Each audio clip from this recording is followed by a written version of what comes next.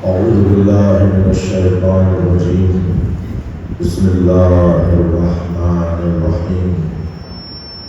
الحمد لله الذي لا يبلغ منتهى القائلين ولا يحصي نقم أهل العدون ولا يعدي حقه المجتهدون، الذي ليس لصفته حد محدود ولا نعت موجود ولا وقت معدود ولا أجل ممدود، فطر الخلائق بقدرته ونشر الرياح برحمته، والصلاة والسلام على الرسول المسدد المصطفى الأمجد المحمود الأحمد سيدنا ومولانا ومولى الكونين جد الحسن والحسين معاني والقاسم محمد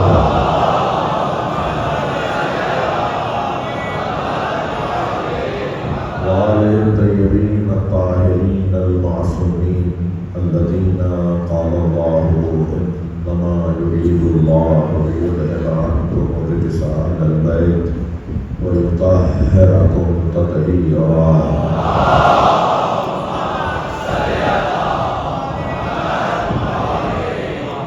ولعنة الله على أعدائهم أجمعين من يوم عداوتهم إلى قيام يوم الدين. أما بعد، قال الحكيم في القرآن الكريم: بسم الله الرحمن الرحيم. وجعلناهم أئمة يهدون بأمرنا وأوحينا إليهم فعل الخيرات وإقام الصلاة وإيتاء الزكاة وكانوا لنا عابدين. صلوات.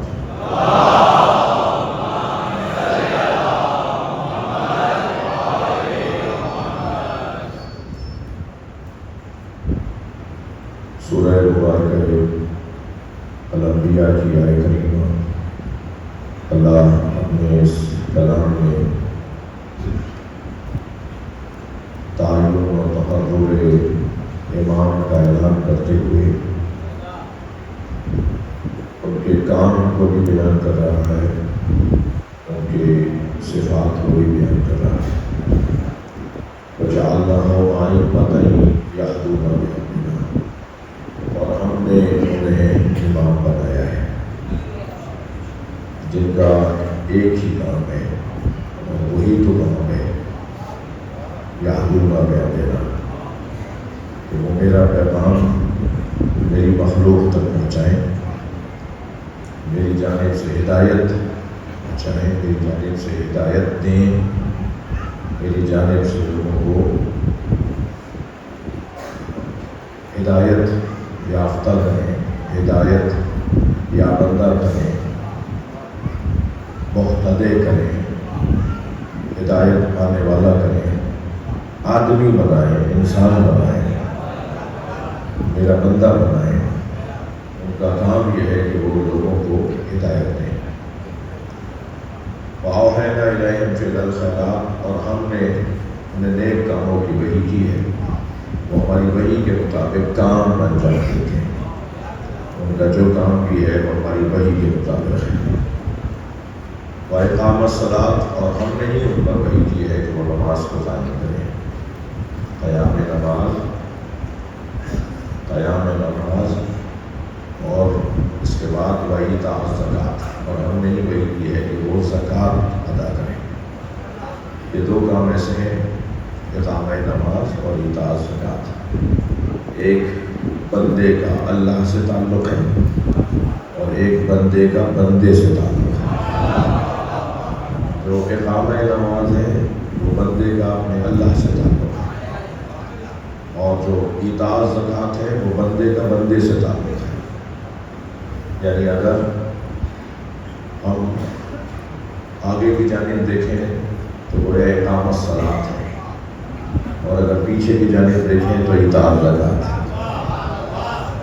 یعنی اللہ اپنا سجدہ بھی قبول کرنے کے لیے تیار نہیں ہے جب تک کہ اس کی مخلوق کا خیال نہ رکھے. اقامۃ الصلاۃ و ایتاء الزکاۃ، وہ وَكَانُوا لَنَا عَابِدِينَ، اور یہ صرف اور صرف ہمارے بندے ہیں۔ میں نے ابھی ایک جملہ کہا، اس کو تھوڑا سا اور بہتر کروں۔ کبھی غور فرمایا کہ جو عبادت تمام عبادتوں میں اعلیٰ اور اولیٰ اور افضل ہے وہ ہے نماز۔ الصلاۃ عمود الدین، نماز دین کا ستون ہے۔ یہ پلر نہ ہو تو یہ عبادت نہیں رک پائے گی۔ کچھ پلر تو ہمیں نظر آ جاتے ہیں، کچھ دیواروں میں چھپا دیے جاتے ہیں، مگر عمارت کا کھڑا ہونا بتا رہا ہے کہ اس کے پلر ہیں۔ خیمہ بھی جب لگایا جاتا ہے تو اس میں ایک ستون ہوتا ہے، ایک بانس ہوتا ہے جس پہ خیمہ کھڑا ہوتا ہے۔ وہ بانس کٹ جائے ٹوٹ جائے تو خیمہ گر پائے۔ اسے نبی نے فرمایا کہ نماز دین کو کھڑا کرنے کا ذریعہ ہے۔ الصلاۃ عمود الدین، دین کھڑا ہوتا ہے، دین کا خیمہ کھڑا ہوتا ہے اگر نماز پڑھی جائے۔ ان قبلت قبل ما سوا، اگر نماز قبول تو اس کے علاوہ سب قبول، یعنی روزہ اسی کا قبول ہے جس نے نماز پڑھی ہو، اور عبادت اسی کی قبول ہے جس نے نماز پڑھی ہو۔ ان ردت و ردما سے، جس کی نماز رد اس کی اور عبادت بھی رد۔ تو کسوٹی، پیمانہ، معیار نماز کو اللہ قرار دے رہا ہے۔ اتنی اہم ترین عبادت، افضل ترین عبادتوں میں پہلی عبادت، اس سے پہلے اگر طہارت ہے، نماز سے پہلے طہارت واجب ہے تو وہ بھی نماز کی وجہ سے واجب ہے۔ طہارت ذاتی طور پر کوئی عنوان نہیں ہے، وضو واجب ہی نہیں ہے، غسل واجب ہی نہیں ہے، مگر یہ کہ نماز کا وقت ہو جائے تو غسل اور وضو واجب ہے۔ تو نماز کی برکت ہے کہ ہم طہارت سے رہتے ہیں۔ نماز کی ایک برکت ہے کہ ہم طہارت سے رہتے ہیں۔ وضو ذاتاً واجب نہیں ہے، مقدمہ وجوب ہے، واجب ہے اس لیے واجب ہے۔ واجب ہے نماز، اس کا مقدمہ ہے وضو، تو وضو مقدمہ ہے واجب ہے اس لیے واجب ہے، ورنہ ذاتاً واجب نہیں ہے۔ تو سب سے پہلی عبادت، سب سے اہم عبادت نماز، اور نماز کے بارے میں کہ اگر یہ قبول تو سب قبول، یہ رد تو سب رد۔ اس نماز میں جو اتنی اعلیٰ ترین عبادت ہے، اس میں جب پیش نماز صاحب مولانا صاحب قبلہ تشریف فرمائے ہیں، آئمہ جماعت جب نماز پڑھا رہے ہوتے ہیں اور وہ رکوع کی کیفیت میں ہوتے ہیں اور کوئی نمازی تاخیر سے پہنچ رہا ہو تو وہ آواز لگاتا ہے یا اللہ، کیونکہ ہمیں رکعت میں شامل ہونے کا جو آخری موقع ملتا ہے نا، اس کے بعد وہ نماز کی رکعت نکل جاتی ہے، پھر انتظار کرو دوسری رکعت شروع ہو۔ یہ شرعی مسائل آپ کو پتہ ہے، میں اس سے کوئی نتیجہ لینا چاہتا ہوں۔ وہ جو پیش نماز رکوع میں ہے اور کوئی دیر سے آنے والا رکوع میں شامل ہونا چاہتا ہے تو وہ آوازیں لگاتا ہے یا اللہ مع الصابرین، اشارے دے رہا ہوتا ہے کہ میں نماز میں شامل ہو رہا ہوں۔ تو اب 2000 نمازی نماز پڑھ رہے ہیں، ایک آدمی کی وجہ سے حکم یہ ہے کہ رکوع کو طول دو۔ پیش نماز کو حکم ہے کہ رکوع اتنا لمبا کرو کہ وہ ایک بندہ بھی شامل ہو جائے۔ میرا اس مولانا صاحب سے سوال یہ ہے کہ تمہارا تو رخ اللہ کی طرف سے تھا، اللہ کی طرف تھا، تم نے اس بندے کی خاطر نماز لمبی کیوں کر دی؟ تو اسی اللہ نے کہا ہے کہ مجھے وہ سجدہ قبول نہیں ہے جس میں میری مخلوق کی بے احترامی ہو رہی ہے۔ سلام پڑھے محمد و آل محمد۔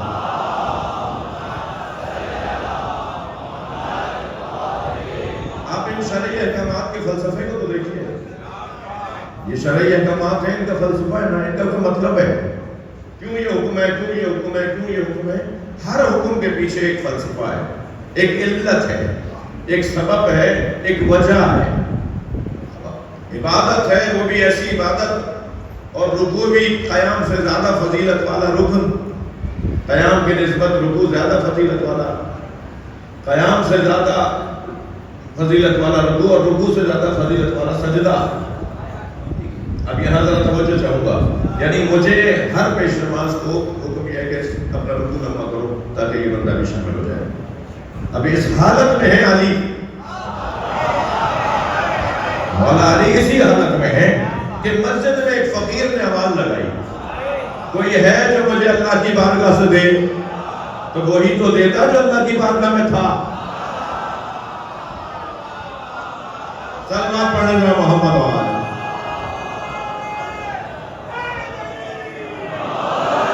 लिहाजा मैंने वाला ने हालत रुकू में अपने हाथ की तरफ इशारा किया, अंगूठी पहनी हुई थी जी। शिया रिवायात के मुताबिक आपने अपने हाथ की तरफ इशारा किया, वो समझ गया ये अंगूठी कह रहे हैं लोग, वो आ गया है, आपने अंगूठी उतार के ले गया। आयत नाज़िल हो गई, अली का मुकाबला करने वालों, अली की विलायत तो उनकी अंगूठी के बराबर है। सलवात पढ़ ले मोहम्मद वाले वहां।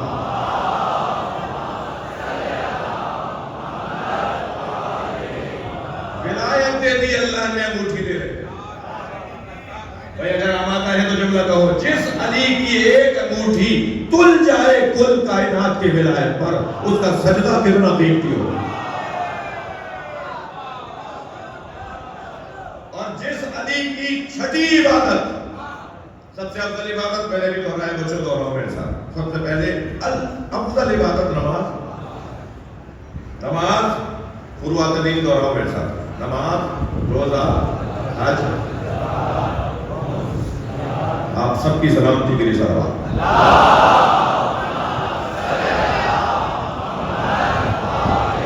माशाअल्लाह बचपन का सबक याद है, इसमें मुझे खुशी हुई। तो नमाज के बाद रोजा, हज, ज़कात, खौफ, जिहाद, छठी इबादत है ना जिहाद, समझ है? छठी इबादत है ना, फजीलतों में छठा नंबर है, फजीलतों में छठा नंबर है। जिस अली की छठी इबादत, उसकी भी एक दरबार सकलैन की नमाजों से अफजल, उस अली के सजदे की कीमत कितनी होगी। ज़रबत अली यौमल खंदक अफजल मिन इबादत सकलैन। खंदक के दिन, खंदक के दिन अली की एक दरबार, खंदक के दिन अली की एक दरबार सकलैन की इबादत से अफजल। कहां बराबरी कर रहे हो? किसकी बराबरी का शौक हो रहा है? अपना चेहरा तो आईने में देखो, थोड़ी गर्दन हिला दो, बात जा रही है। किसकी इबादतों का, किसके मकाम का, किसकी फजीलतों का मुकाबला है? इनसे मुकाबला क्या है? सरकार ने फरमाया अली इमाम अल मुस्लिमीन, अली इमाम अल खल्क, अली इमाम अल उम्मा, अली इमाम उम्मती। ये अल्फाज है सरकार के मौला अली के बारे में। मैं गैर जिम्मेदार खतीब नहीं हूं, ये हदीसें सुनाई है मैंने आपको। सरकार ने फरमाया अली मेरी उम्मत का इमाम, अली उम्मत का इमाम, अली मखलूक इलाही का इमाम। जितना फर्क मखलूक इलाही के इमाम होने में, उम्मत के इमाम होने में तवज्जो है, और पेश नमाज होने में फर्क है, इतना ही अली में और 2 रकअत नमाज पढ़ाने वाले मौलवी। कहां सोच रहे हो, क्या सोच रहे हो? सिर्फ एक दलील है भाई, मेरा अपना अंदाज है, और मजलिसी लोग मेरा साथ दें, यानी समझने में साथ दें, मुझे सराहत की जरूरत ना हो, मैं इशारे और किनारे में ही अपना मतलब पूरा करूं। सिर्फ एक दलील है खिलाफत पर कि 2 रकअत नमाज पढ़ेगी।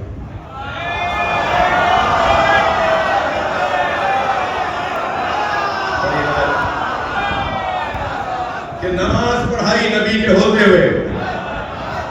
पहली बात तो यह है कि अगर ये नमाज पढ़ाना दलील खिलाफत है, मेरा हक है ना मैं अपने अकीदे का दिफा करूं। मेरा हक है ना कि जो आपने लंबी लूड़ी दलील बनाई है उसे रद्द करो। सलवात पढ़ना मोहम्मद वाले।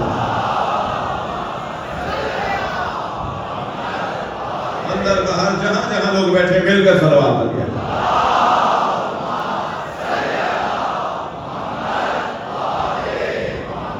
नबी के जमाने में नमाज पढ़ाने को दलील खिलाफत बनाने वालों से बात कर रहा हूं।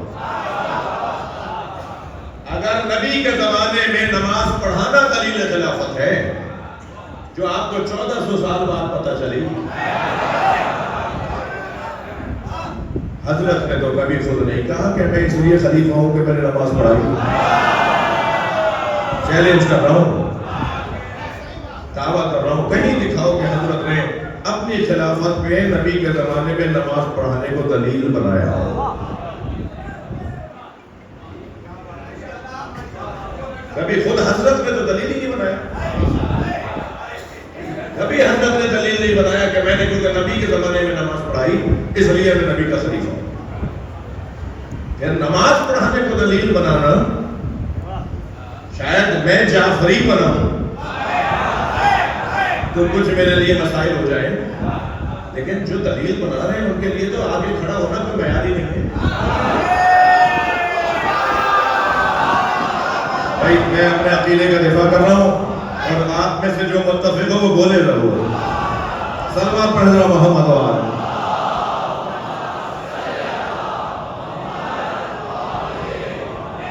آگے کھڑا ہونا، پیش نماز ہونا، جس نظریے میں فضیلت ہی نہ ہو بلکہ کسی کے پیچھے بھی کھڑے ہو سکتے ہو.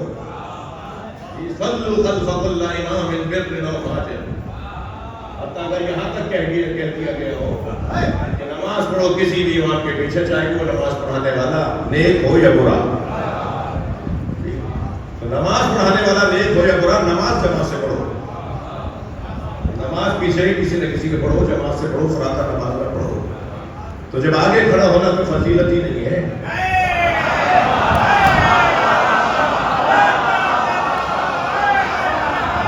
کلمات پڑھنے ذرا محمد وآلہ.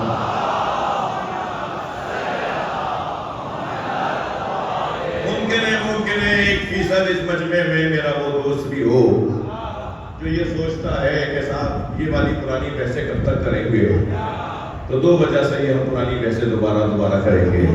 ایک تو ہم انسان ہیں، بھول جاتے ہیں، اور دوسرے جو فضیلت کی دلیل بنا رہے ہیں وہ بھی تو نہیں بھول رہے،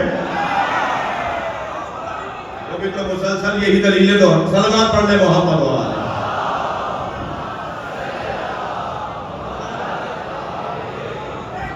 دہرانا تو پڑے گا، بار بار دہرانا پڑے گا. تو آگے کھڑا ہونا کوئی فضیلت نہیں ہے.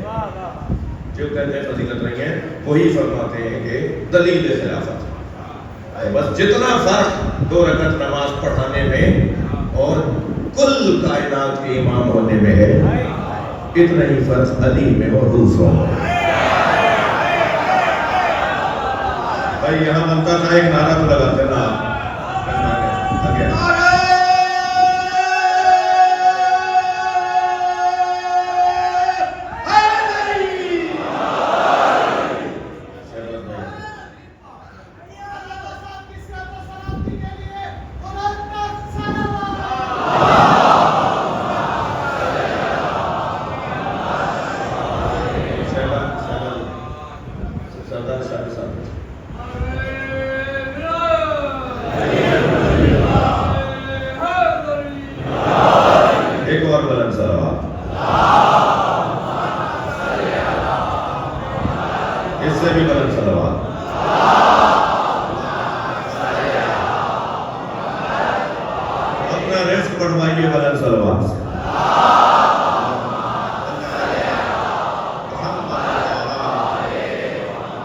پاکستان کی سالمیت کے لیے بلند سلوات.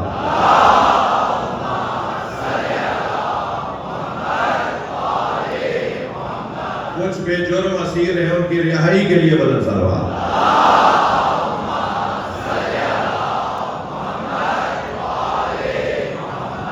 توجہ ہے، بات تھوڑی سی آگے بڑھے. بہت روشن باتوں کا عرض کر رہا ہوں. تو یہ اللہ جنہیں امام بنا رہا ہے، انہیں اس لیے امام بنا رہا ہے کہ وہ لوگوں کو ہدایت ہے. اور نماز کا قیام اور زکوٰۃ کی ادائیگی، اللہ یہ دونوں چیزیں برابر چاہتا ہے. جہاں نماز پڑھو وہاں 1 روپیہ صحیح، 2 روپیہ صحیح، 10 روپیہ صحیح، صدقہ ضرور. ہر شخص کو روزانہ صدقہ نکالنا چاہیے. آٹے کی چٹکی نکال سکتا ہے، اس کا کوئی انکاری نہیں ہوگا. ایک روٹی کھائی ہے نا، اس فقیر نے بھی، اس مزدور نے بھی ایک روٹی کھائی ہے نا، تو اس ایک روٹی میں سے ایک لقمہ علیحدہ کر لو، صدقہ. صدقہ دینے کی عادت بنائیں میرے بچوں کے باروں آپ سے کہہ رہا ہوں، صدقہ دینے کی، جسے ہم صدقہ کہتے ہیں روزانہ نکالنے جانے والی رقم جنس، اسے قرآن زکوٰۃ کہتا ہے۔ میرے خیال سے یہی بول چند دور ہو جائے گی کہ شیعہ زکوٰۃ نہیں دیتے۔ یہ جو قرآن میں زکوٰۃ کا ذکر ہے نا، وہ مطلقاً صدقہ ہے۔ یہ کہ اقیم الصلاۃ وآتوا الزکاۃ، اقیم الصلاۃ، روزانہ نماز کے ساتھ زکوٰۃ۔ تو کیا میرا سنی بھائی روزانہ نماز کے ساتھ زکوٰۃ وہ دیتا ہے؟ مجھے بینکوں میں کٹتی ہے نہیں دیتا نا، وہ بھی سال بھر میں جا کے دیتے ہیں نا۔ تو یہ سال بھر والی جو زکوٰۃ ہے وہ مخصوص زکوٰۃ ہے، وہ مشروط زکوٰۃ ہے، مگر نماز تو مشروط ہی نہیں ہے، زکوٰۃ تو یہاں مشروط ہی نہیں ہے۔ لیٹا ہوا بھی ہے تو نماز پڑھنی ہے، لیٹ کے نہیں پڑھ سکتا، اشارے میں پڑھنی ہے، ہر حال میں نماز پڑھنی ہے، اور ہر حال میں زکوٰۃ دینی ہے۔ اب وہ چٹکی دے، مٹھی دے، گڈی دے، جس کو جتنی توفیق ہو رہی ہے وہ زکوٰۃ دے۔ کوئی ڈبہ بنا لے، میں آپ کو مشورہ دے رہا ہوں، تو گھر میں باکس بنا لے، روزانہ اس کے اندر کچھ نہ کچھ ڈالے، پھر جب دیکھیں کہ مناسب رقم ہو گئی ہے، اس سے کسی غریب مسکین کو آٹے کی گولی ڈلوا دیں۔ اگر زکوٰۃ کی ادائیگی اس طرح سے ہر فرد کر رہا ہو نا، تو میں ممبر پر بیٹھ کر کہہ سکتا ہوں دنیا میں کوئی ڈھونڈنے سے فقیر نہیں ملے۔ صلوات پڑھ لینا محمد و آلہ۔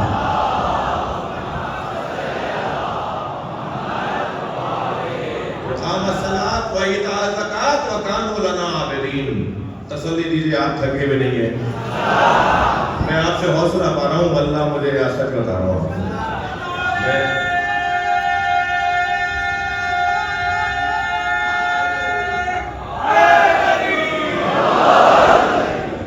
وکانوا لنا عابدین، کل کی مجلس آج کی مجلس سے جوڑ رہا ہوں۔ وکانوا لنا عابدین، فقط اور فقط یہ ہمارے بندے ہیں، اور جو صرف اللہ کا بندہ ہوگا نا، وہ کسی بھی یزید سے نہیں لڑے گا۔ دنیا میں یزید ایک مزاج کا نام ہے، فرد کو تو خوب ذلیل کر دیا اور کرتے رہیں گے، اصل تو مزاج بدلنے کی ضرورت ہے۔ یزید ابن فلاں، میں کیا پتا نام لیتا ہوں تو پریشان ہو جاتا ہے، ہم نام لے دیتے ہیں تو اس پہ کہتے نام لے دیتے ہیں، کیا بتائے نام تم بتا دو، کیا بات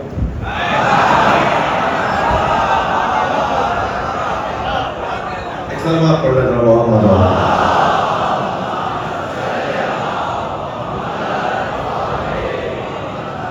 یزید جو یزید فرد، یزید شخص یعنی جس کے آبا و اجداد کا ذکر ہوگا، جس کے خالہ مامورانہ کا ذکر ہوگا، جس کے اطرافیوں کا ذکر ہوگا، وہ شخص ہے، لیکن جو مزاج ہے وہ شخصیت ہے۔ مزاج کیا ہے یزید؟ اس یزید مزاج معاشرہ جو ہے نا، وہ ختم کب ہوگا؟ یزید مزاجی ختم جب ہوگی، جب عبودیت مزاجی آئے گی۔ جتنا اللہ کی بندگی بڑھے گی، اتنا ہی یزید مزاجی ختم ہوگا۔ جتنی اللہ کی اطاعت بڑھے گی، کل کی مجلس سے جوڑ رہا ہوں، جتنی اللہ کی بندگی مضبوط ہوتی چلی جائے گی، اتنا ہی یزید مزاجی ختم ہوگا۔ اگر معاشرے میں آپ کو یزید مزاج لوگ نظر آتے ہیں، یہ معاشرہ یزید مزاج ہوتا جا رہا ہے، تو خود بخود سمجھ لیجئے کہ یہاں اللہ کی بندگی کم ہوتی جا رہی ہے۔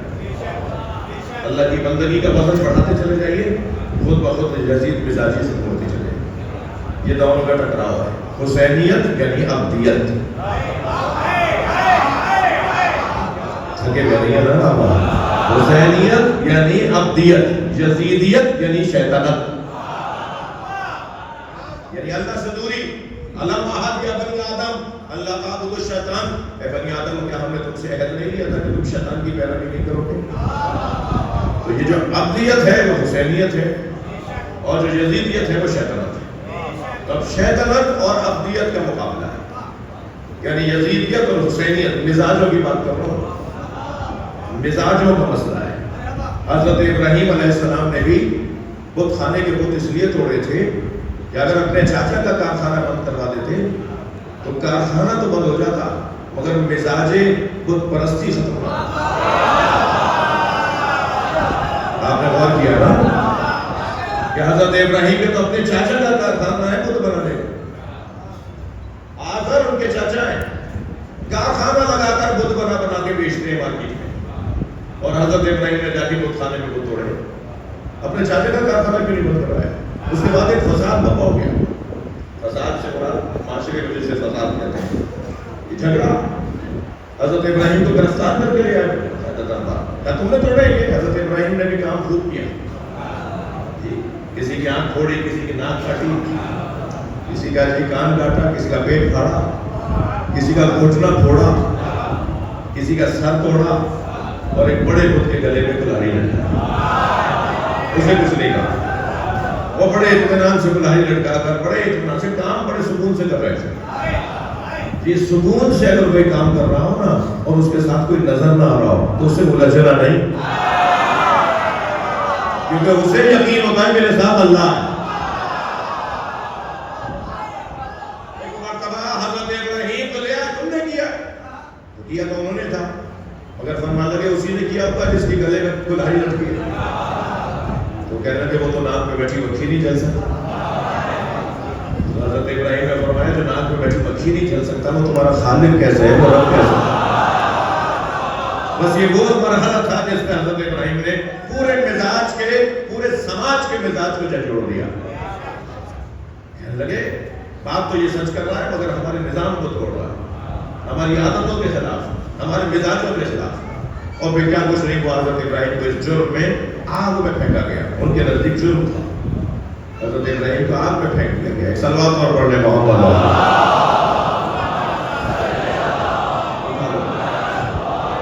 ایک اور غلط صلوات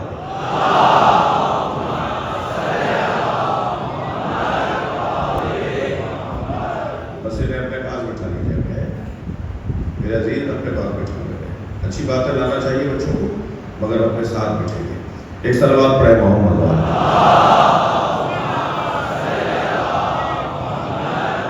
ایک اور غلط صلوات۔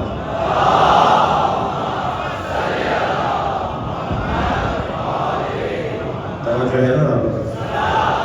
تو حضرت ابراہیم اس عمل کی وجہ سے، میرا سوال تو وہی ابھی باقی ہے کہ حضرت ابراہیم نے اپنے چاچا کا کارخانہ کیوں نہیں بند کروایا؟ چاچا کے کاروبار چل رہا ہے اور دوسروں کے لوگ توڑ کر آ گئے، کیوں؟ اس لیے کہ اگر حضرت ابراہیم توجہ ہے، اگر حضرت ابراہیم نے اپنے چچا کا کارخانہ بند کروایا ہوتا، بھائی توجہ، اگر حضرت ابراہیم نے اپنے چچا کا کارخانہ بند کروایا ہوتا تو کیونکہ معاشرہ تو بت مانگ رہا تھا نا، تو کوئی اور کارخانہ کھل جاتا، مسئلے کا تو حل نہیں نکلتا۔ میں تھکے نہیں بیٹھے تو میں ایک اور دلیل دے رہا ہوں۔ امام حسین نے فرمایا یزید شراب پیتا ہے، قتل نفس محترمہ کرتا ہے، علنی فسق اور فجور کرتا ہے، اور فرما رہے انی اريد ان اعمر بالمعروف انما خرجت لطلب الاصلاح في امة جدي۔ شراب یزید پیتا ہے، بے جرموں کو، بے خطاؤں کو قتل یزید کرواتا ہے، چوک پہ کھڑے ہو کے گناہ وہ کرتا ہے، یعنی علنی گناہ، اور فرما رہے ہیں نانا کی امت کی اصلاح کر رہا ہے، امت کی ایک بھی برائی نہیں بتائی،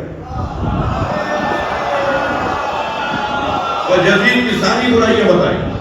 بھائی جس میں برائی ہے اس کی اصلاح ہوگی نا، مگر میرے مولا نہیں فرما رہے کہ میں یزید کی اصلاح کرنے جا رہا ہوں، فرما رہے یزید ایسا، یزید ایسا، یزید ایسا، مثلی لا یغیر اصلاح، مجھ جیسا اس جیسے کی بیعت نہیں کر سکتا، اور فرما رہے میں نانا کی امت کی اصلاح کرنے جا رہا ہوں۔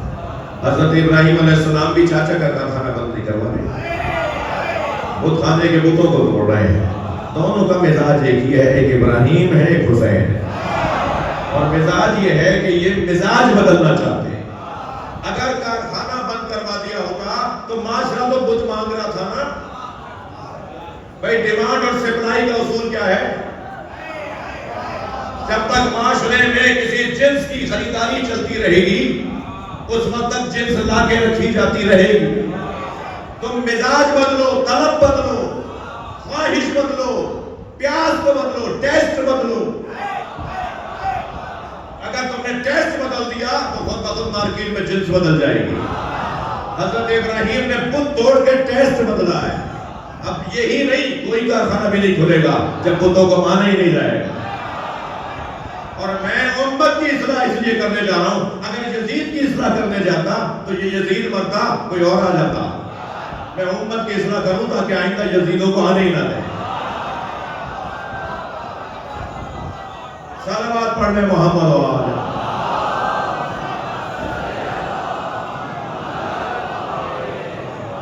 اس سے بلند صلوات۔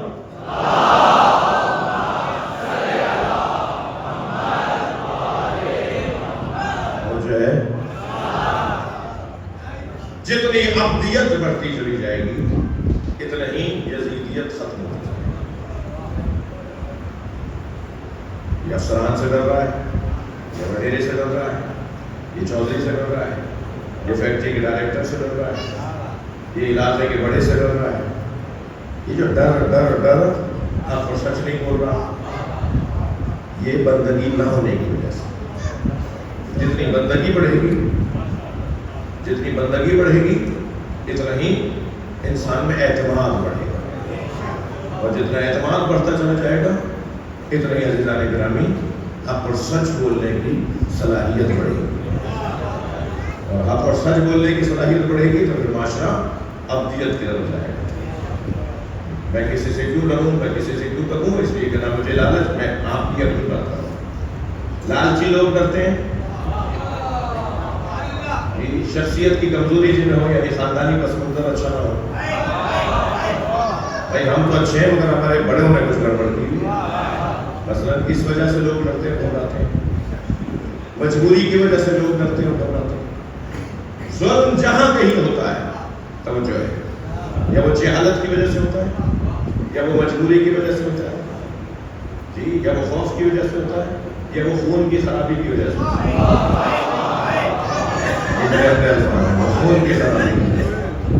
لہذا اگر یہ چاروں چیزیں ختم کرنی ہیں تو اس کو کہتے ہیں عبدیت۔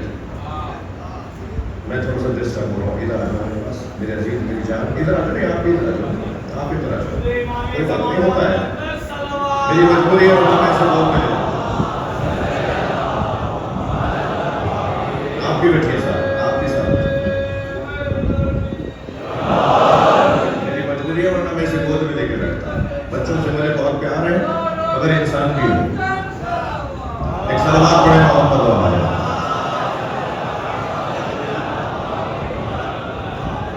کسی کو کوئی غلط فہمی نہیں ہو، میں خود دعوت دیتا ہوں کہ بچوں کو مجلس میں لاؤ، بلکہ ہر فرد اپنے ساتھ ایک بچے کو لے کر آئے، مگر بعض بچے کم سے ہوتے ہیں، ظاہر بچے ہیں وہ یہ بھی کیا ہے، وہ کھیلنے کا پارک بنا دیتے ہیں، چلڈرن پارک ہے۔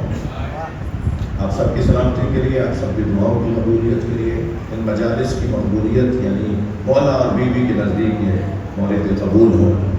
میرے بزرگ تشریف فرمائے ہیں کی صحت و سلامتی کے لیے بلندر صلوات۔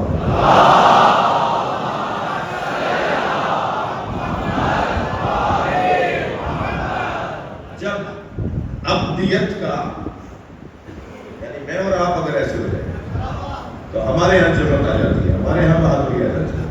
بات اس عابد کی کر رہا ہوں جس کے لیے محشر میں آواز دی جائے گی، اے ناظر العابدین،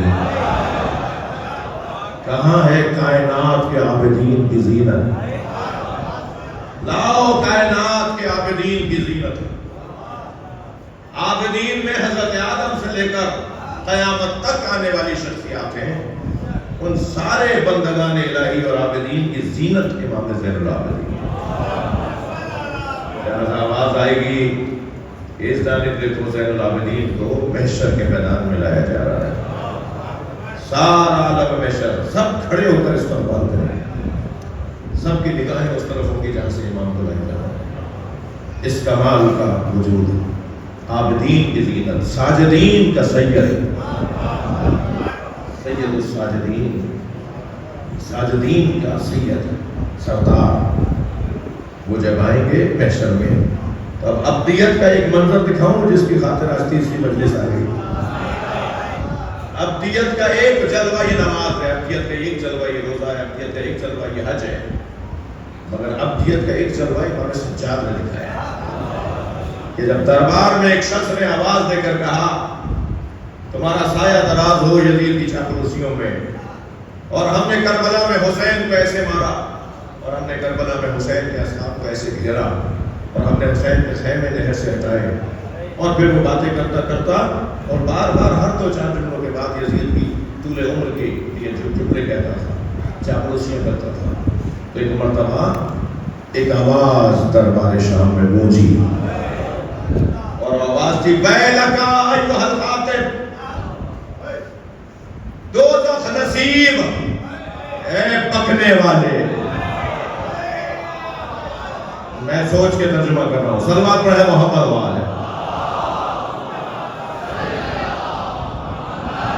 امام سجاد کا خطبہ شروع کرنے جا رہا ہوں، میرے مولا نے آواز دے کر کہا ویلکا ایھا الخاطب، دوزخ نصیب، اے پکنے والے، اشتریت مرضات المخلوق، یزید کی طرف اشارہ کیا، ہاتھوں میں ہتھکڑیاں، پیروں میں بیڑیاں، ماں بہنیں رسیوں میں، بابا کا کٹا ہوا سر، بھائی علی اکبر کا، بھائی قاسم کا کٹا ہوا سر، چھوٹی سی سکینہ رسی میں بندھی ہوئی۔ ایسی کیفیت میں امام سجاد بول رہے ہیں وَإِنَّكَ أَيُّهَا الْخَاطِبُ۔ اب میں شرح کروں گا، پہلے آپ کو سے یہ الفاظ سن لیں، پھر اس کے پر غور کریں گے حضرت نے یہ لفظ کیوں فرمایا، حضرت نے یہ لفظ کیوں فرمایا، یہاں پہ ایک اور لفظ بھی آ سکتا تھا، عربی میں تو یہ بھی ہوتا ہے، یہ کیوں تھا؟ وَإِنَّكَ أَيُّهَا الْخَاطِبُ اشْتَرَيْتَ مَرْضَاتَ الْمَخْلُوقِ، تو نے مخلوق کی مرضی لے لی بِسَخَطِ الْخَالِق، اور اللہ کو ناراض کر دیا۔ صلوات پڑھیں امام کی ذات پر۔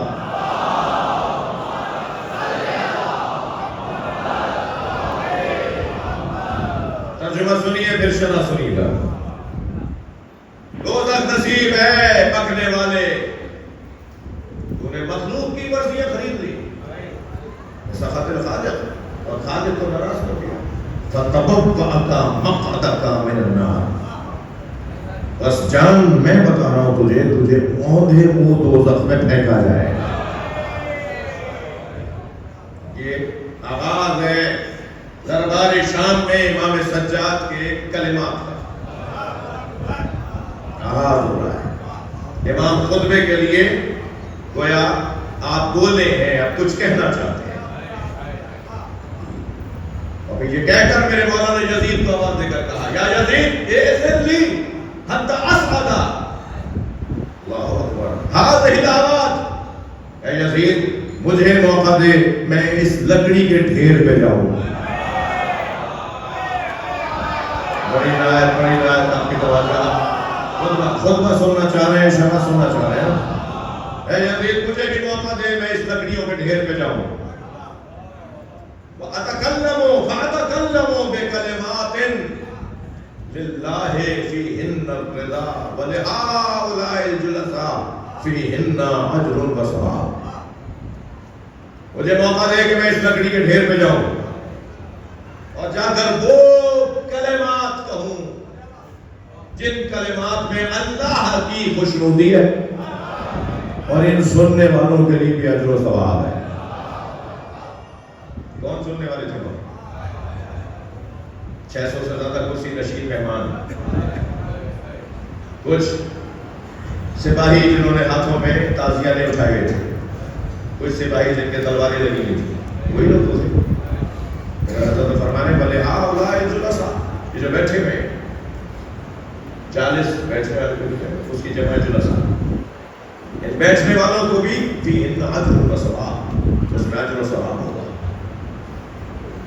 یہ کہہ کر حضرت کچھ دیر کے لیے رکے کہ وہ پھر بولے اور کہیں کہ ہم بولے، مگر اس نے اجازت نہیں دی اور دوسرے امور کی طرف توجہ کرنے لگا۔ ایک مرتبہ مجمع میں سے آواز آئی، اب کیوں آئی وہ میں شرح کے موقع پہ ہوتا ہوں۔ مجمع میں آواز آئی یا یزید اذن اللہ، اے یزید اسے موقع دو، حتی اسمعوا منہ الشیء۔ یہ آواز، یہ جملے جو تھے یہ مجمع کے جملے تھے، کرسیوں پہ بیٹھے لوگوں تھے۔ اے یزید نے بولنے کا موقع دو تاکہ ہم بھی اس سے کچھ سنیں۔ اس نے کہا میں اسے موقع نہیں دے سکتا، ایک اسیر ہے وہ کیا کر لے گا، ایک اسیر ہے وہ کیا کر لے گا، کے تو بڑوں کو تم نے مار دیا، بغاوت کی تھی نا۔ اب مجمع جو سن کے سمجھ کے جنہیں بلایا گیا ہے، جو بتا کر بلایا گیا ہے، اسی کے مطابق تو چلے گا. بھائی کہ تو تم نے بڑے کو مار دیا، یہ تو اسیر ہے، کیا کرنے لگا؟ بولنے تو دو. کہنے لگا انہو من اہل بیت. امام بھی تو یہی چاہتے تھے، بتا میں کون ہوں.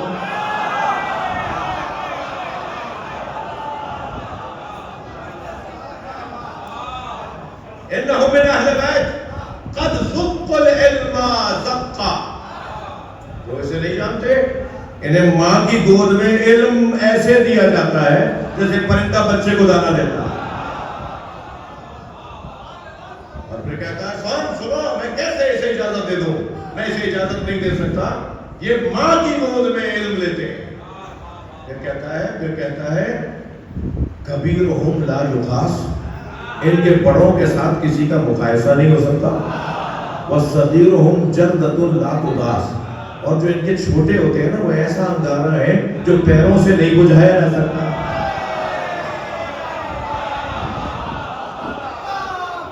کیا اقرار ہے دشمن کا. سلوات پڑھیں ذرا محمد و آلہ.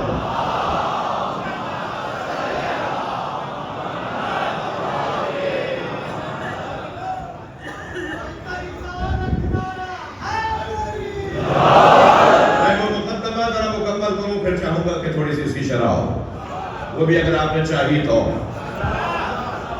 کہنے لگا ان کے بچے ایسے ہیں، ان کے بڑوں سے کسی کا مقابلہ نہیں ہو سکتا. کوئی دنیا میں پیدا نہیں ہوا جو ان کے بڑوں سے مقابلہ کرے گا. بتا رہا ہے نا کہ کون. پھر آواز آئی، اچھا یہ اہل بیت ہیں، انہیں بولنے کا موقع دو. کہنے لگا لا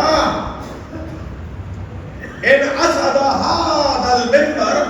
اگر یہ اس منبر پہ چلا گیا لم ينزل. میں یہ جو جملہ کہنے جا رہا ہوں نا، یہ دشمن کا اقرار ہے.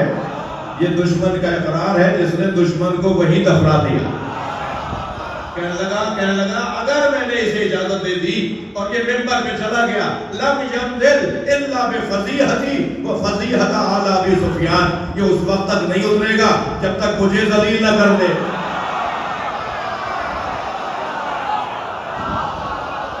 اور میرے بڑوں کو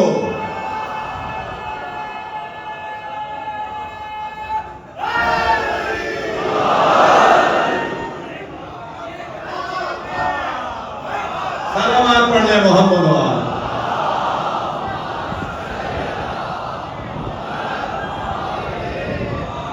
ایک اور بلند سلوات.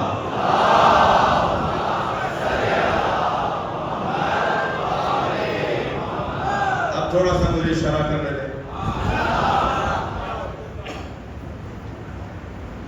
ایک گھنٹہ ہونے والا ہے.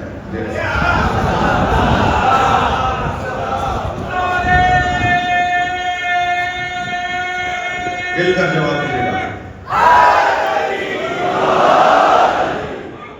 اب ذرا دوبارہ سے سنیے. ابھی مختصر شرح کروں گا کیونکہ خطبہ بڑا طویل ہے. کل ہم ایک اور اسی خطبے کا جو آغاز ہوگا. ابھی تو حضرت اس منظر پہ ہے نا، اس کیفیت میں ہے کہ بولنے کا موقع دو. جب بولیں گے تو کیا بولیں؟ ابھی تو بولنے کا موقع چاہ رہے ہیں، بولنا چاہ رہے ہیں. اچھا یاد نہیں، مجبور نہیں ہے. یہ مجبور نہیں ہے. ایک مثال نہیں ہے جہاں انہوں نے اپنا جلوہ ولایت لکھا ہے، مگر اکثر اوقات ان ہستیوں نے، چاہے وہ انبیاء کرام ہوں یا اہل بیت ہوں، خود سرکار کی ذات ہو، اکثر انہوں نے اپنی ولایت کا جلوہ نہیں دکھایا. یعنی بہت زیادہ یہ نہیں چاہتے تھے کہ ہماری ولایت کا اظہار ہو. حضرت خضر نے کیا تھا نا ولایت کا اظہار، ایک بچہ مار دیا تھا. قرآن نہیں ہے. حضرت خضر اور حضرت موسیٰ دونوں چلے. حضرت موسیٰ نے کہا مجھے اپنے ساتھ رکھیے. انہوں نے کہا تمہارے اندر صبر نہیں ہے. مجھے لازم پیغمبر کو کہہ رہے ہیں حضرت خضر، صاحب شریعت، صاحب کتاب. حضرت خضر فرمایا تمہارے اندر صبر نہیں ہے. انہوں نے کہا نہیں میں صبر کروں گا. آگے جو چلے تو کشتی میں سراغ کر دیا. انہوں نے کہا یہ کیا کیا؟ میں نے تو کہا تھا نا صبر نہیں ہے. پھر اور آگے بڑھے، کہا نہیں نہیں ہم نے پوچھا. یعنی کیا مطلب تھا؟ یہ سوال کرنا بے صبری ہے کیا؟ میں ان بچوں طالب علموں سے بات کر رہا ہوں. یہ سوال کرنا کہ بے صبری ہے کیا؟ سوال کرنا بے صبری نہیں ہے. اپنے مولا پر سوال اٹھانا، یہ دو علیحدہ باتیں ہیں. ایک مرتبہ مولا پڑھانے بیٹھا ہے خوب سوال کرو، اور ایک مرتبہ مولا سمجھانے بیٹھا ہے تو خاموش رہو. پڑھنے میں بولنا ہوتا ہے، سمجھنے میں خاموش رہنا ہوتا ہے. لفظوں کو بدل کے کہوں، تعلیم میں بولنا پڑتا ہے، تربیت میں چپ رہنا پڑتا ہے. میں تھوڑا کرتا نہیں لاتا ہوں خدا کے واسطے. یہ بڑے بڑے مفاہیم ہیں جو میں جلدی جلدی بیان کر رہا ہوں. یہ پوری پوری کتابیں ہیں جو میں آپ کو ایک ایک لفظ میں صلوات پڑھ لیں محمد و آلہ. سوال قرآن کے طالب علموں سے سوال کر رہا ہوں. میں خود قرآن کا تفسیر کا طالب علم، قرآن کا طالب علم ہوں. قرآن کی کیا باتیں ہیں نا یہ، اس میں حضرت خضر فرما رہے ہیں. وہاں حضرت خضر کا نام نہیں ہے، مگر مفسرین نے ان سے مراد اس اللہ کے ولی سے مراد حضرت خضر کو لیا ہے. اگر وہاں بھی عبد کا ذکر ہے، حضرت موسیٰ کا ذکر ہے. یہاں پر حضرت موسیٰ المعروف حضرت موسیٰ نبی علیہ السلام، کہتے تمہارے اندر صبر نہیں. جب کشتی کو سوراخ کیا تو ربی یہ کر دیا، پڑھا تھوڑی رہے تھے، سمجھا رہے تھے. کلاس میں توجہ ہے، کلاس میں شاگرد سوال نہ کرے تو ہے، لیکن جب پریکٹس ہو رہی ہو، پریکٹیکل ہو رہا ہو، مشق ہو رہی ہو، وہاں طالب علم کو سمجھنا ہوتا ہے. یہ دو مختلف باتیں ہیں. دو طرح کے استاد ملتے ہیں نا. تھوڑا سا بچوں کی تسلی کی. ایک استاد کتاب پڑھانے والا ہوتا ہے، ایک استاد کتاب پڑھانے والا ہوتا ہے. میں لفظوں کو اور بہتر کرتا ہوں. ایک استاد کاغذ کی کتاب پڑھانے والا ہوتا ہے، اور ایک استاد روح کی کتاب پڑھانے والا ہوتا ہے. وہ جو روح کی کتاب پڑھانے والا ہوتا ہے نا، اسے استاد، ہمارے استاد، میں ابھی کہیں تھا تو کسی نے سوال کیا ایسے ہی ایک سیمینار میں کہ جب یہ اہل سنت کے ہاں مرشد کہتے ہیں، جی پیر صاحب کہتے ہیں، مرشد کہتے ہیں، آپ کے یہاں اس کے متبادل پہ لفظ ہے. میں نے کہا ہمارے یہاں اس کے متبادل لفظ ہے استاد. جو ہمارے بھائی جسے مرشد کہتے ہیں نا، ہمارے یہاں سے استاد ہے. مرشد کا کام ہے اپنے مولا تک پہنچانا، وہ خود مولا نہیں ہوتا. وہ حسن بصری ہوگا، وہ شاہ لطیف ہوں گے، وہ شہباز قلندر ہوں گے، علی نہیں ہوں گے. ان سب کا کام ہے علی تک پہنچانا، ان سب کا کام ہے منزل تک پہنچانا. لہذا وہ جو استاد ہے وہی وہ ہے کہ جو ہمارے صوفی بھائیوں کے ہاں مرشد کہلاتا ہے، وہ عرفا کے ہاں استاد کہلاتا ہے.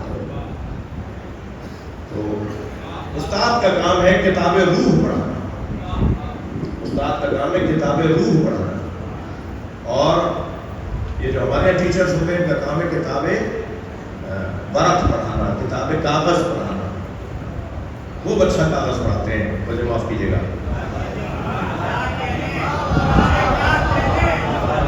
کیا بات ہے بعض پروفیسروں کی، جیسے جناب موسیٰ قادری تشریف فرما کہ یہ ایک ساتھ دونوں کام کر رہے ہو. یہ بڑا ہنر ہے اساتذہ کے لیے کہ وہ اپنے شاگردوں سے پیار کریں گے تو روح پڑھائیں گے. تنخواہ کی خاطر پڑھانے والا اور ہے، اللہ کی خاطر پڑھانے والا اور ہے. جو اللہ کی خاطر پڑھا رہا ہوتا ہے وہ روح پڑھا رہا ہوتا ہے، اور جو تنخواہ کی خاطر پڑھا رہا ہوتا ہے وہ ورق پڑھا رہا ہوتا ہے. میرا احترام دونوں کا ہے. صلوات پڑھیں محمد والا.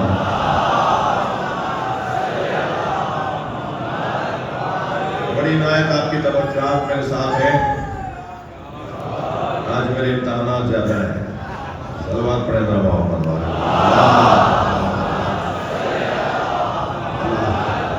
اللہ ہر عزادار کو، ہر ذکر میں بیٹھنے والے کو، میرے سنی شیعہ بھائی کو، میرے ہندو غیر مسلم جو دوست آئے ہوئے ہیں، ان سب کی اللہ دعا قبول فرمائے. مل کر صلوات ہدیہ کریں.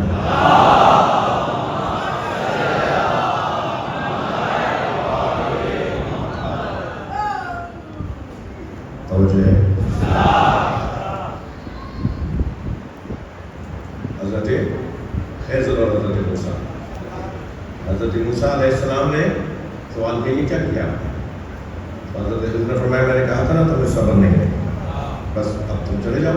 کہا نہیں اب نہیں کروں، اب آئندہ نہیں پوچھوں گا، آئندہ دیکھوں گا سمجھوں گا. کچھ آگے بڑھے تو ایک دیوار مل رہی تھی، اسے مرمت کر کے سیدھا کر دیا. گرتی دیوار کو دوبارہ سے ٹیڑھی دیوار کو جہاں جہاں سے سیدھا کر سکتے تھے پھر اس کو سیدھا کر دیا اور چل دی. کہنے لگے کس کی ہے؟ کہ یہ کسی کی ہے، فلاں کی ہے. تو اسے تو پتہ بھی نہیں، اسے کوئی اجرت ہی لے لیتے. کہا بھائی اب تم واپس جاؤ. پھر میں نے تمہیں کہا نا صبر نہیں ہے. پھر پوچھ لیا تم نے، کہا نہیں اچھا نہیں پوچھوں گا میرا خیال. آگے جو بڑھے تو کشتی میں سنا کرتا ہوں، آگے جو بڑھے تو ایک بچہ مار دیا، ایک بچے ہی مار دیا. کہ یہ کیا کیا؟ اس نے کیا کیا تھا؟ کہ اس نے بھی کچھ نہیں کیا تھا، بڑا ہو کے کرتا. میں نے مار دیا. کہ یہ کیسے ہو گیا؟ پھر فرمایا ہاں تھا، پھر آپ کی بہنی کو کہنا اب میرے اتران میں جدائی ہے، تم اپنا رستہ لو، میں اپنا رستہ لو. اب یہاں ایک سوال ہے، یہ جو صاحب ولایت ہے نا، ہم کہتے تو ہیں من کو تو مولا فہد آ رہی ہو. مولا کا مطلب یہ ہے میں جس کا مولا ہوں اس کا نہیں مولا ہے. یہ مولا کا مطلب یہ ہے کہ ہم، اور سرکار نے فرمایا بھی الست مولا من انفسکم، کیا میں تمہاری جانوں پہ تم سے زیادہ حق نہیں رکھتا؟ سارے مجمع نے کہا قالوا بلا، ہاں آپ ہماری جانوں پہ ہم سے زیادہ حق رکھتے ہیں. اس کا کیا مطلب ہے؟ یہی تو مطلب ہے، ہماری جانوں پر ہمارا مولا ہم سے زیادہ حق رکھتا ہے. جی ہماری جانوں پر. یہاں تو مولا کی خاطر خمس نکالنے میں دم نکلتا ہے، یہاں تو مولا کی خاطر زکات نکلنے میں دم نکلتا ہے. اور ادھر منارہ ہم بڑا اچھا لگاتے ہیں کہ مولا ہماری جانوں پر ہم سے زیادہ حق رکھتے ہیں. وہ ہمارا تھوڑا سا مال مانگ رہے ہیں تو وہ تو دے نہیں پا رہے ہیں. اگر کل آ کر آج آ کر مولا کہیں یہ جو تمہاری گاڑی ہے جس میں تم آئے ہو بڑے چاؤ سے مشورے کے ساتھ بیگم صاحبہ کے ساتھ خریدنے گئے تھے، ڈھونڈ کے تم نے یہ والا ماڈل لیا، یہ میرے فلاں چاہنے والے کو دے دو چابی، مجھے تو میں دے رہا ہوں. اگر مولا ہم سے چابی لے کے کسی کو بھی روڈ چلتے ہوئے کو دے دے اور میرے ذہن میں بال برابر اپنی خیال نہ آئے کہ یہ کیوں ہوا، تب تو میں شیعہ ہوں. ورنہ بھائی نعرہ اچھا ہے، صلوات پڑھے محمد وآلہ. یہ ہے ولایت. آپ لوگ ناراض تو نہیں ہو رہے؟ اور ہو بھی جائے تو صلوات پڑھے محمد وآلہ. یہ ولایت کا کیا مطلب ہے؟ ولایت ہماری جان سے زیادہ بہت. ہمارا تو ایمان گاڑی کی کیا حیثیت ہے، دوبارہ بن جائے گی. اس زمین کی کیا حیثیت ہے، دوبارہ خرید لیں گے. جی اس مکان کی کیا حیثیت ہے، دوبارہ بنا لیں گے. یہاں تو جان پر حق رکھنے والے کو مولا کہتے ہیں. مولا اگر ہماری گردن پہ چھری پھیر دے نا، یہ حضرت ابراہیم مولا ہی تو تھے جو اسماعیل کے گلے پہ چھری چلا رہے ہیں. یہ پرانی واقعات ہے نا، یہ کس بنیاد پہ چھری چلا رہے ہیں؟ یہ مولا کی بنیاد پر. مولا جان پر زیادہ حق رکھتا ہے، ہم سے زیادہ ہماری جان پر حق رکھتا ہے. یہ خلاصہ ہے مولا کا مطلب. کتنا بڑا کام ہے اگر یہ ہو جائے، اور جنہوں نے یہ کام کر لیا ہے وہ خامنائی سے روبرو ہو گیا. صلوات پڑھے محمد وآلہ.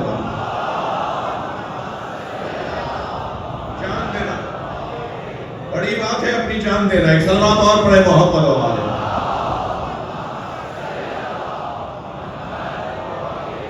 اور بلند صلوات نبی کی ذات.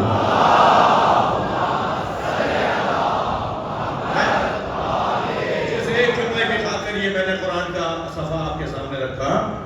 جملہ وہ یہ ہے کہ جب اس بچے نے ابھی گناہ نہیں کیا تھا تو اسے سزا کیوں دی؟ صرف ایک ہی جواب ہے، صاحب ولایت ہونے کی. مولا کوئی حق حاصل ہے. یہ قرآن ہے، سنی شیعہ کی بحث نہیں ہے. یہ قرآن ہے. مولا کو یہ حق حاصل ہے کہ مولائیوں پر تصرف کر سکتا.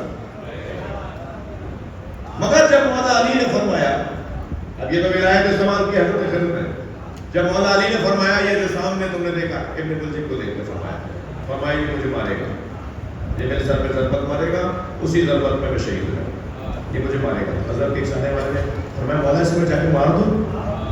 حضرت نے فرمایا جرم سے پہلے سزا کیسے ہوگی؟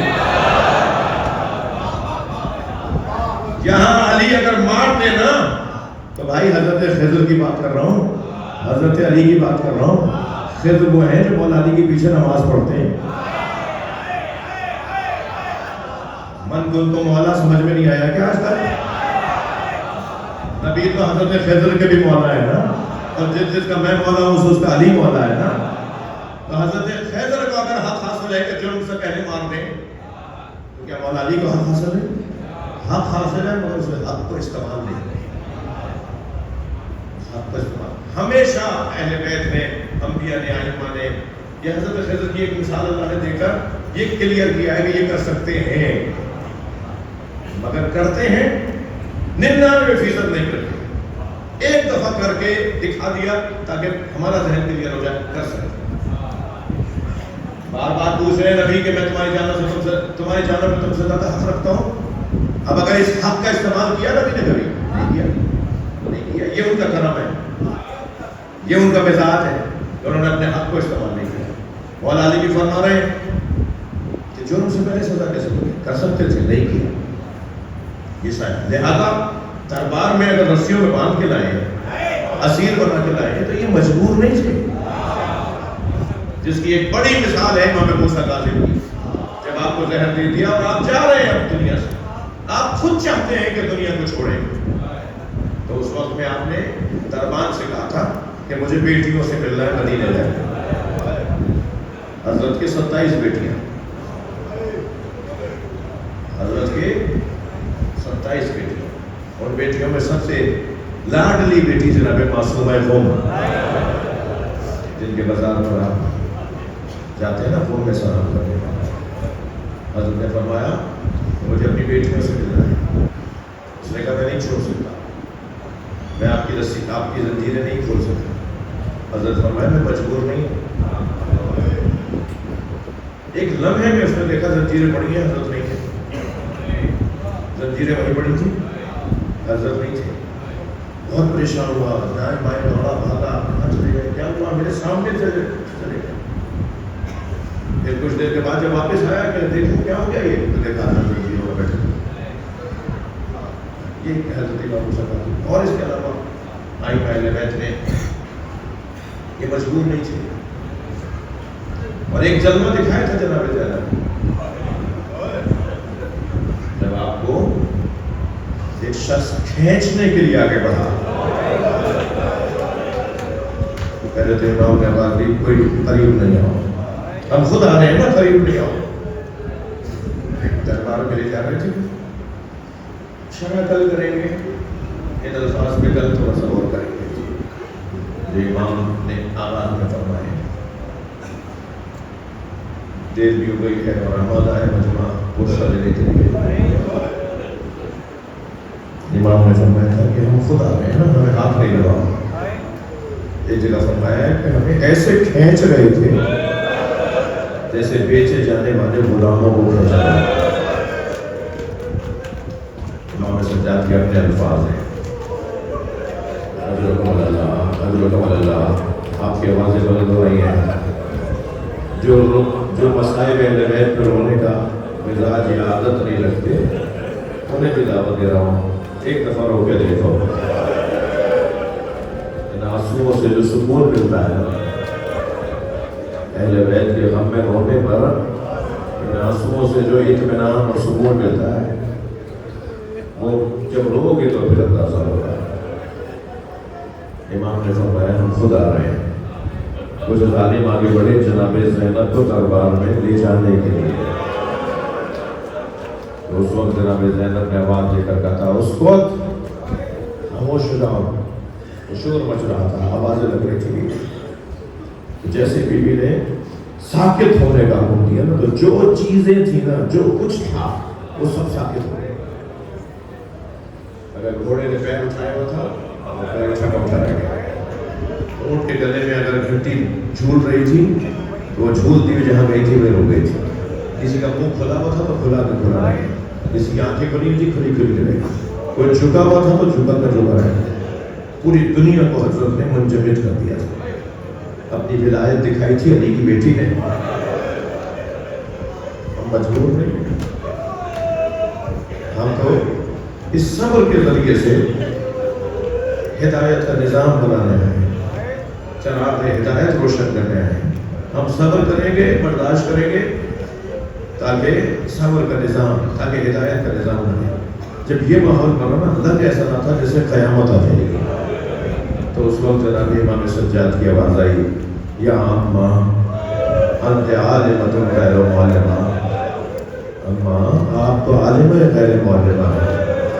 آپ کو تو بابا نے بتایا تھا نا کہ کیا ہونا ہے، آپ کو تو سب پتا تھا کہ ہونا کیا ہے. اس وقت جناب زینب نے ارادہ کیا ہے تو سب چیزیں بحال ہوئی ہیں. یہ کیفیت بھی ہے دربار شام میں. اور نظرداروں جب آ گئی جناب زینب دربار میں، 600 کرسی نشین بیٹھے تھے. اللہ یزید تخت پہ بیٹھا تھا، علی و بطول کی بیٹیاں رسیوں میں اسیر کھڑی تھیں. اسی وقت میں ایک مرتبہ تشت لا کے رکھا گیا، تشت لا کے رکھا گیا. اس پر ایک رومال ڈلا ہوا تھا. یزید کے برابر میں ایک چھڑی رکھی تھی. اس نے اس چھڑی سے رومال کو ہٹایا تو جیسے ہی رومال ہٹا تو سر حسین نے آواز دے کر کہا، السلام علیکم یا ابا عبداللہ. تمام بیویوں نے، تمام بچوں نے، اہل بیت نے امام حسین کو سلام کیا. اور پھر جب وہ سر کٹا ہوا سب کے سامنے آ گیا تو یزید نے وہ چھڑی امام کے لبوں پہ لگانا شروع، امام کے دندان مبارک پہ لگانا شروع کیا. جب یہ منظر بنانا، شیطانیہ تو رو رہی تھی، مگر وہاں بیٹھے ہوئے ایک صحابی رسول سے اس حد تک تو برداشت ہوا، پھر اس کے بعد برداشت نہیں ہوا. ان کے اندر کا نور جاگنے لگا، ان کا ضمیر بیدار ہونے لگا. زید بن ارقم ایک مرتبہ کھڑے ہو گئے اور آواز دے کر کہنے لگے، یزید بہت دیر سے برداشت کر رہا ہوں، یہ چھڑی ہٹا لے. یہ چھڑی تو حسین کے لبوں پر، یہ تو حسین کے دندان پر، یہ چھڑی لگا کے ہٹا لے. اس لیے کہ میں نے اپنی ان آنکھوں سے نبی کو ان لبوں کو چوم کر دیکھا. نبی اپنے حسین کے لبوں کا بوسہ دیتے تھے. میں نے دیکھا ہے نبی ان لبوں کو پیار کرتے. ہو گئی مجلس نظاروں، آنکھوں میں آنسو آ گئے، آوازیں بلند ہو گئی. اللہ آپ کو اس کا اجر و ثواب عطا فرمائے. جناب زینب نے ارشاد فرمایا، امام سجاد نے خطبہ کیا اور جو جملے جناب زینب نے فرمایا نا، ان میں ایک جملہ سن لو. جناب زینب کے خطبے کا ایک جملہ ہے، اے یزید تیری عورتیں تو پردے میں بیٹھی ہیں اور اہل بیت کو تو نے بے پردہ آپ کے دربار میں لا کھڑا کیا. لے گئے اہل بیت کو زندان میں. رونے والوں، یہ زندان جس کی چھت نہیں تھی، دن میں دھوپ پڑتی تھی، رات میں اوس پڑتی تھی، بہت تنگ زندان تھا. میں غیر ذمہ دار خطیب نہیں ہوں. بہت تنگ زندان تھا، چھوٹا سا زندان تھا اور وہ بھی خرابہ تھا. خرابہ یعنی ایک ٹوٹا ہوا گھر. وہ زندان باقاعدہ زندان قید خانہ جیسے ہوتے ہیں، ہمارے جیل ہوتے ہیں، ایسا نہیں تھا. ایک ٹوٹا ہوا گھر تھا جس میں کہا ان کو اس میں لے جاؤ اور باہر سپاہی کھڑے ہیں، باہر سپاہی کھڑے ہیں. وہ جو ٹوٹا ہوا گھر تھا جس کی چھت نہیں تھی، صبح جناب سکینہ دیکھتی تھی کہ پرندے اڑتے ہوئے جا رہے ہیں تو پوچھتی تھی، بھیا سجاد یہ پرندے کہاں جا رہے ہیں؟ تو مولا فرماتے تھے، بہن یہ رزق کی تلاش میں، یہ اپنے رزق کی تلاش میں جا رہے ہیں. اور پھر شام ہوتی تھی نا تو پرندے واپس آتے تھے تو فرماتی تھی، بھیا آپ یہ کہاں جا رہے ہیں؟ تو امام فرماتے تھے، یہ اپنے گھر کو واپس جا رہے ہیں. تو پھر فوراً کہتی تھی، ہم کب جائیں گے؟ بیٹیوں والے لوگ بیٹھے ہیں نا، 4 سال کی بچی کتنی بڑی ہوتی ہے،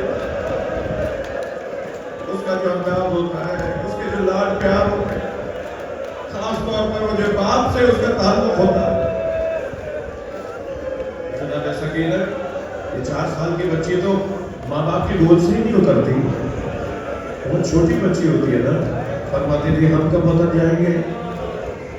تو کبھی یہ ہوتا تھا، اور کبھی کیا ہوتا تھا کہ جناب سکینہ زندان میں بیٹھ کے بھیا سے باتیں کرتی تھی، بھیا ہم اپنے وطن میں بہن کو بھی تو چھوڑ دیں، بھیا ہمیں یہاں سے کپڑے ہم ملے گی تو ہمیں یاد کرنے ہوں گے نا۔ کبھی غور کیا رونے والوں نے؟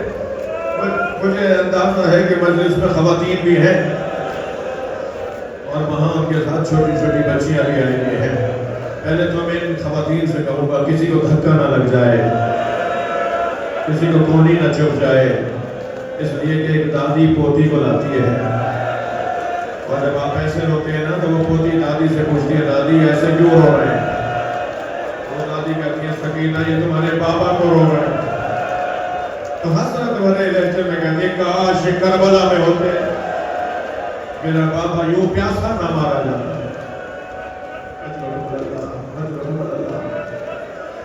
بہت یاد کیا جناب سکینہ نے بابا کو۔